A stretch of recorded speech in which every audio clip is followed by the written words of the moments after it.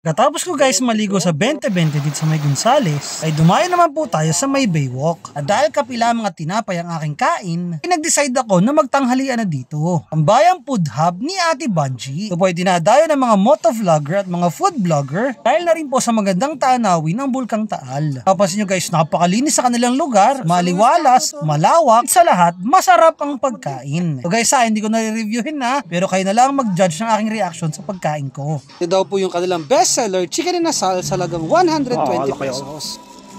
Ang laki. Ha? Bakit ito?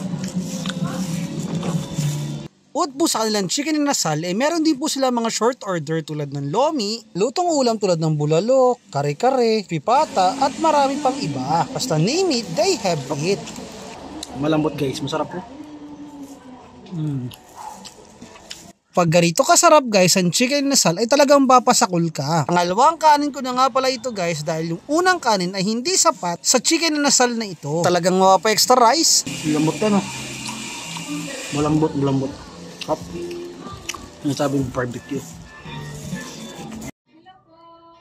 Mga kalaog, alam nyo na ang gaod pagkatapos pumunta sa 2020. Tambayan, tatambay.